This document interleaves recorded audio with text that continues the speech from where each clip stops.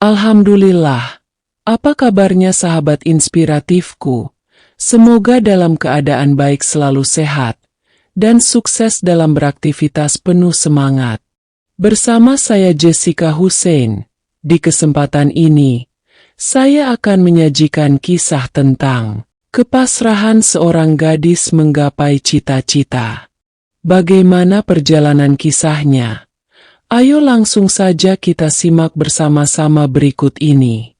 Di sebuah desa kecil di Jawa Tengah, Ratna, seorang gadis berusia 19 tahun, baru saja merayakan kelulusannya dari SMK dengan penuh kebanggaan. Ia mengambil jurusan administrasi perkantoran dan memiliki mimpi besar, bekerja di sebuah perusahaan besar di Jakarta, kota yang sering ia dengar sebagai tempat penuh peluang dan kehidupan yang gemerlap. Dengan restu orang tuanya dan sedikit tabungan hasil kerja paruh waktu, Ratna memutuskan untuk merantau. Setibanya di Jakarta, Ratna menyewa sebuah kamar kecil di kawasan pinggiran kota. Dengan bekal ijazah, surat lamaran, dan harapan besar, ia mulai melamar pekerjaan. Setiap pagi, ia berangkat dengan semangat, mengunjungi kantor-kantor, mengikuti wawancara, dan menyerahkan lamaran di berbagai perusahaan. Namun, kenyataan tak seindah yang ia bayangkan. 2 bulan berlalu, dan belum satu pun perusahaan yang menerima Ratna. Alasan yang sering ia dengar adalah kurangnya pengalaman kerja. Tabungan Ratna semakin menipis, sementara biaya hidup di Jakarta terasa semakin berat. Di tengah keputusasaan, seorang tetangga kos Ratna, Bu Tati, menawarkan pekerjaan yang tak pernah terlintas di pikirannya, menjadi asisten rumah tangga. Awalnya, Ratna ragu. Ia merasa pekerjaannya tidak sejalan dengan jurusannya. Namun, dengan kondisi keuangan yang semakin kritis, Ratna akhirnya menerima tawaran itu. Ratna mulai bekerja di rumah sebuah keluarga kecil yang tinggal di perumahan elit di Jakarta Pusat. Keluarga tersebut terdiri dari Pak Anton, seorang pengusaha, Bu Nita, seorang ibu rumah tangga sekaligus desainer, dan anak mereka, Arka, yang baru berusia 5 tahun. Hari-hari Ratna diisi dengan membersihkan rumah, memasak, dan menjaga Arka. Awalnya, pekerjaan ini terasa berat. Ratna harus bangun pagi-pagi sekali dan sering merasa lelah. Namun, keluarga tempatnya bekerja memperlakukannya dengan baik. Bu Nita bahkan mengajari Ratna beberapa hal baru, seperti cara merapikan dokumen dan membantu sedikit dalam pekerjaan desainnya. Arka juga menjadi sumber kebahagiaan bagi Ratna. Anak itu ceria dan penuh rasa ingin tahu. Ratna sering membacakan cerita untuknya, dan keduanya menjadi sangat dekat. Hampir 1 tahun bekerja, Ratna mulai menyadari bahwa pekerjaannya sebagai asisten rumah tangga tidak hanya memberinya penghasilan, tetapi juga pelajaran hidup yang berharga. Ia belajar kesabaran, tanggung jawab, dan cara beradaptasi dengan berbagai situasi. Suatu hari, Bu Nita menawarkan sesuatu yang mengubah hidup Ratna. Ia melihat potensi dalam diri Ratna dan memutuskan untuk membiayai kursus komputer untuknya. Saya percaya kamu bisa berkembang lebih jauh, Ratna. Ini sebagai bentuk terima kasih karena sudah membantu keluarga kami dengan baik, kata Bu Nita. Ratna menerima tawaran itu dengan rasa syukur. Ia mengikuti kursus dengan tekun, belajar berbagai aplikasi perkantoran dan desain grafis. Berkat kursus itu, Ratna mulai percaya diri kembali melamar pekerjaan di bidang yang sesuai dengan keahliannya. Setelah lulus kursus, Ratna mendapatkan pekerjaan sebagai staf administrasi di sebuah perusahaan kecil. Keluarga Pak Anton dan Bunita dengan bangga melepasnya untuk memulai perjalanan barunya. Meski kini Ratna telah meninggalkan pekerjaan lamanya, ia tetap menjalin hubungan baik dengan keluarga itu. Baginya, mereka bukan sekadar majikan, tetapi juga bagian dari perjalanan hidupnya yang penuh perjuangan. Kisah Ratna adalah bukti bahwa perjalanan menuju mimpi tidak selalu lurus. Terkadang, jalan memutar justru membawa kita pada pelajaran berharga dan peluang yang tak terduga. Ratna memulai pekerjaannya di sebuah perusahaan kecil yang bergerak di bidang distribusi barang. Sebagai staf administrasi, tugasnya meliputi pengelolaan dokumen, mencatat data transaksi, dan membantu tim logistik memastikan barang dikirim tepat waktu. Meski perusahaan itu tidak sebesar yang ia impikan, Ratna merasa bersyukur. Ini adalah awal baru yang menjanjikan. Namun, memasuki dunia kerja formal bukan tanpa tantangan. Atasan Ratna, Pak Herman, dikenal tegas dan perfeksionis. Setiap kesalahan kecil selalu mendapat perhatian lebih. Di minggu pertama, Ratna beberapa kali dimarahi karena salah memasukkan data ke sistem. Ada saat-saat ia merasa tidak cukup baik untuk pekerjaan itu. Untungnya, Ratna tidak menyerah. Ia mengingat kembali pesan Bunita. Kesalahan adalah guru terbaik. Jangan takut untuk belajar. Ratna mulai mencatat semua hal yang harus ia perhatikan dan meluangkan waktu setelah jam kerja untuk belajar lebih banyak tentang sistem kerja perusahaan. Meski sibuk bekerja, Ratna tetap menjalin komunikasi dengan keluarga Pak Anton. Ia sering mengunjungi mereka di akhir pekan. Arka, yang kini memasuki usia sekolah dasar, selalu menyambutnya dengan antusias. Ratna, aku rindu kamu.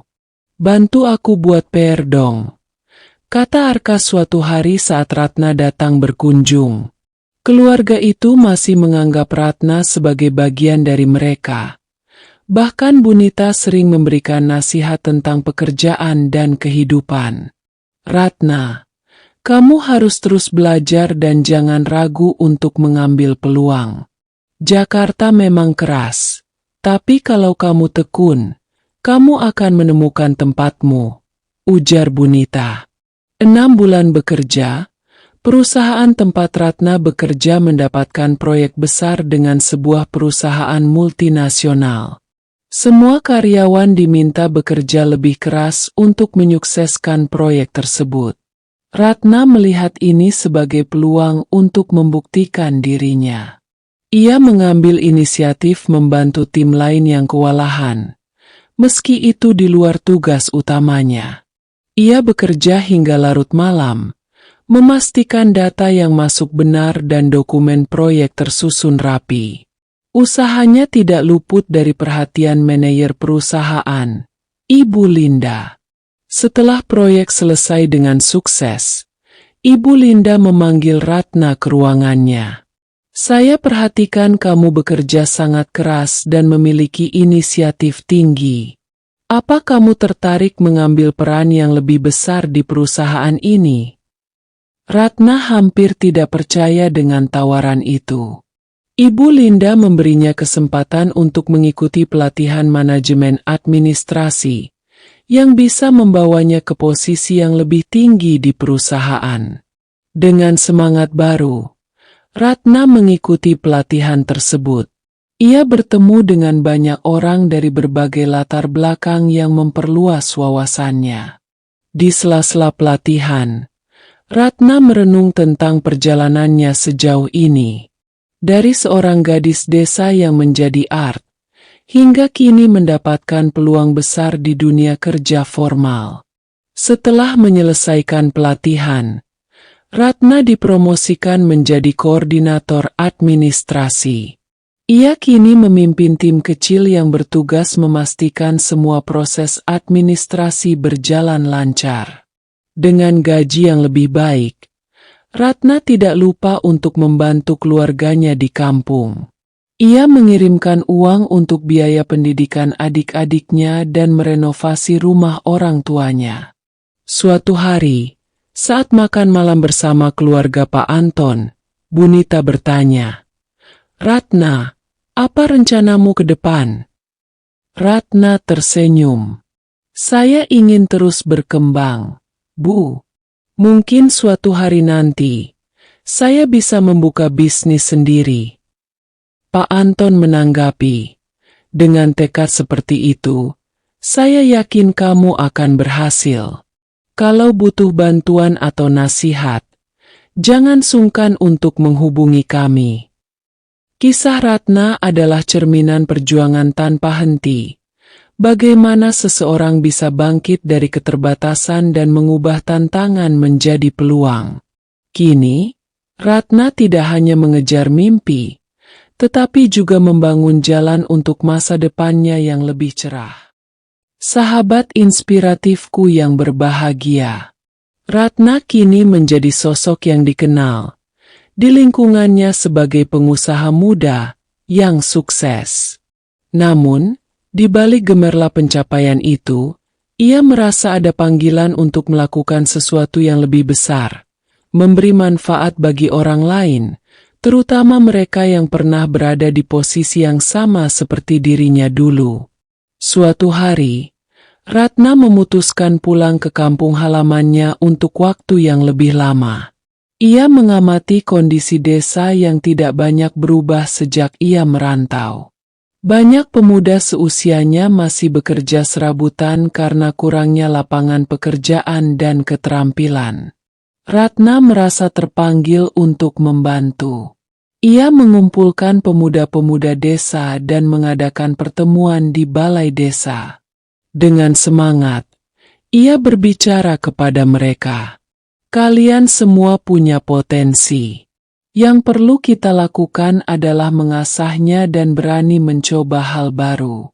Saya ingin berbagi apa yang sudah saya pelajari selama ini," katanya. Ia lalu mengusulkan untuk membuka sebuah pusat pelatihan keterampilan di desanya, dengan fokus pada bidang administrasi, teknologi dasar, dan kewirausahaan. Dengan dana dari tabungannya dan bantuan beberapa donatur yang ia kenal dari bisnisnya, Ratna membangun sebuah pusat pelatihan sederhana. Ia menamainya Pusat Inspirasi Ratna. Tempat itu dilengkapi dengan komputer, internet, dan ruang belajar. Ratna sendiri menjadi mentor utama. Ia mengajari pemuda-pemuda desa tentang dasar-dasar komputer, cara membuat surat lamaran kerja, hingga cara memulai bisnis kecil-kecilan. Ia juga mengundang rekan-rekannya dari Jakarta untuk menjadi pembicara tamu. Selain pelatihan, Ratna juga membantu membuka peluang usaha di desa. Ia bekerja sama dengan UMKM lokal untuk memasarkan produk kerajinan dan hasil pertanian desa melalui platform digital. Dengan pengalamannya di dunia administrasi dan bisnis, Ratna membantu mereka merancang sistem sederhana untuk mencatat transaksi dan mengelola stok barang. Usahanya mulai menunjukkan hasil. Banyak pemuda desa yang sebelumnya menganggur kini bekerja di UMKM tersebut, atau bahkan membuka usaha sendiri. Desa yang dulunya sepi mulai hidup kembali dengan aktivitas ekonomi yang lebih dinamis. Di tengah perjuangannya, Ratna mendapat dukungan dari keluarga Pak Anton. Mereka menyumbangkan dana untuk memperluas pusat pelatihan. Bahkan, Arka, yang kini sudah duduk di bangku SMP, ikut membantu Ratna mengajarkan teknologi dasar kepada anak-anak di desa. "Kamu benar-benar membuat perubahan, Ratna. Kami bangga padamu. kata Bunita saat mengunjungi desa itu. Upaya Ratna menarik perhatian pemerintah daerah. Ia diundang untuk berbicara di sebuah seminar tentang pengembangan desa berbasis kewirausahaan. Kisahnya yang dimulai dari gadis desa hingga menjadi pengusaha sukses menjadi inspirasi bagi banyak orang. Di akhir acara, ia mendapat penghargaan dari bupati setempat atas dedikasinya membangun desa. Namun, bagi Ratna, penghargaan terbesar adalah melihat desanya berubah menjadi tempat yang lebih baik bagi generasi muda. Meski sudah banyak yang ia capai, Ratna tidak berhenti bermimpi. Ia bercita-cita membuka jaringan pusat pelatihan di berbagai desa di Indonesia, membantu lebih banyak pemuda menemukan potensi mereka dan menciptakan peluang di tempat tinggal mereka sendiri. Dalam suatu wawancara, Ratna berkata, "Saya percaya, setiap orang memiliki potensi untuk sukses. Yang kita butuhkan adalah keberanian untuk memulai, semangat untuk belajar, dan kepedulian untuk saling membantu. Perjalanan saya belum selesai, tapi saya berharap perjalanan ini bisa membawa manfaat bagi lebih banyak orang." Dengan tekad yang sama seperti saat ia pertama kali merantau ke Jakarta, Ratna melangkah maju. Ia tahu bahwa impiannya mungkin tidak mudah, tetapi ia percaya bahwa dengan kerja keras dan doa, tidak ada yang tidak mungkin. Kisah Ratna kini tidak hanya menjadi cerita tentang perjuangan pribadi, tetapi juga tentang bagaimana satu orang bisa membawa perubahan bagi banyak orang. Dan inilah awal dari mimpi-mimpi baru yang akan terus ia wujudkan. Sahabat inspiratifku yang berbahagia. Setelah sukses mendirikan pusat pelatihan di desanya, Ratna melangkah lebih jauh. Ia mulai menjalin kerjasama dengan berbagai pihak, baik pemerintah, swasta, maupun lembaga pendidikan, untuk merealisasikan mimpinya membangun jaringan pusat pelatihan di berbagai desa di Indonesia. Ratna mendirikan sebuah yayasan bernama Harapan Nusantara, yang fokus pada pemberdayaan pemuda desa melalui pendidikan keterampilan dan kewirausahaan. Yayasan ini menjadi wadah untuk menghimpun dana, mengembangkan program pelatihan, dan menghubungkan desa-desa dengan peluang ekonomi yang lebih besar. Dengan dukungan dari donatur dan perusahaan mitra, yayasan tersebut mulai membangun pusat pelatihan di beberapa desa di Jawa, Sumatera, dan Kalimantan.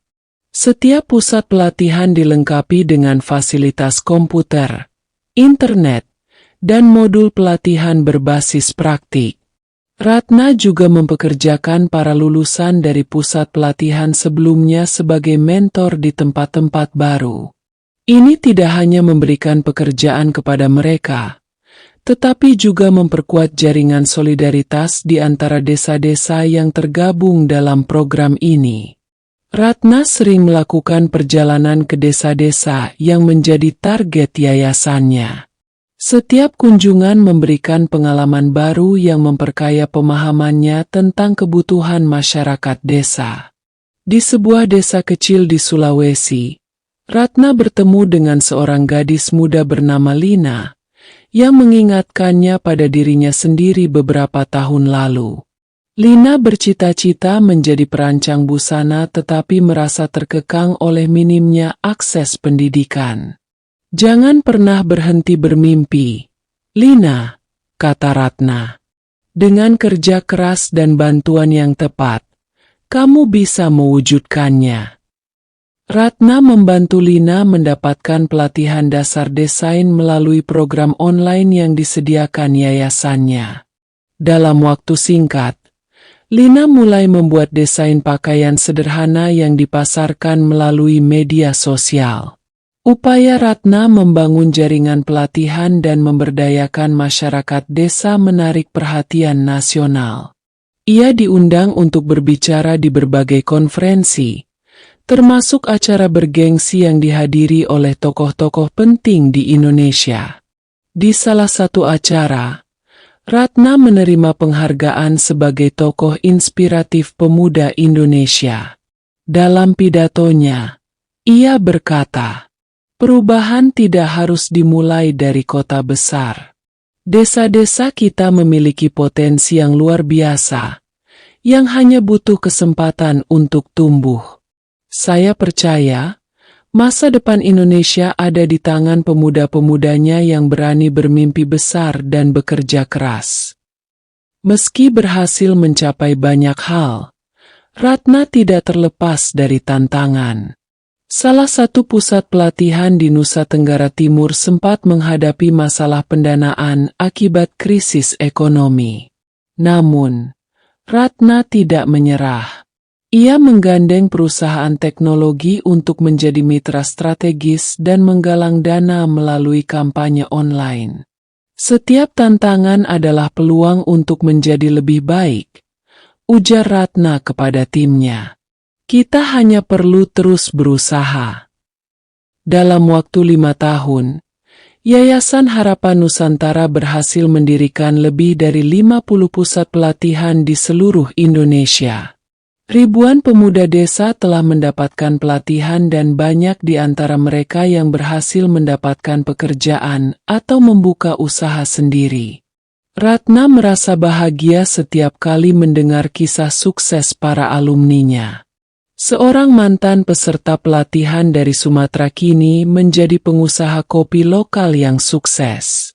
Di Kalimantan, seorang ibu rumah tangga yang mengikuti pelatihan Ratna mampu mengelola toko online untuk hasil kerajinan anyamannya. Di tengah kesibukannya, Ratna tidak melupakan tujuan jangka panjangnya, memperluas jangkauan yayasannya hingga ke daerah-daerah terpencil di Indonesia bagian timur. Ia juga berencana mengintegrasikan teknologi terbaru, seperti aplikasi berbasis AI, untuk meningkatkan efektivitas pelatihan. "Perjalanan ini masih panjang," ujar Ratna dalam sebuah wawancara televisi. "Tetapi saya percaya, jika kita bekerja bersama, kita bisa membawa perubahan nyata bagi seluruh negeri." Kisah Ratna kini tidak hanya menjadi inspirasi bagi masyarakat Indonesia, tetapi juga menarik perhatian internasional. Beberapa organisasi luar negeri mulai menawarkan kerjasama untuk membantu pengembangan yayasannya. Dengan keyakinan yang tak tergoyahkan, Ratna melangkah maju. Ia tahu bahwa perjuangan ini bukan hanya tentang dirinya, tetapi tentang membangun masa depan yang lebih baik bagi bangsa dan negara. Demikian sahabatku tercinta, kisah ini saya sajikan. Semoga bermanfaat dan menginspiratif kehidupan kita untuk lebih berpandangan jauh ke depan, yang berlandaskan kebenaran, yang penuh nilai-nilai petunjuk ilahi, agar langkah hidup kita tidak dilandasi dengan ketamakan, kedengkian, yang penuh ambisi hawa nafsu, yang membutakan mata hati, yang menghalalkan segala cara. Atas segala perhatian dan dukungan subscribe-nya, saya ucapkan terima kasih, semoga menjadi nilai kebaikan. Saya Jessica Husain mohon pamit undur diri, dan sampai berjumpa kembali di video selanjutnya di Cerma Channel yang keren beken inspiratif ini. Wassalamualaikum warahmatullahi wabarakatuh.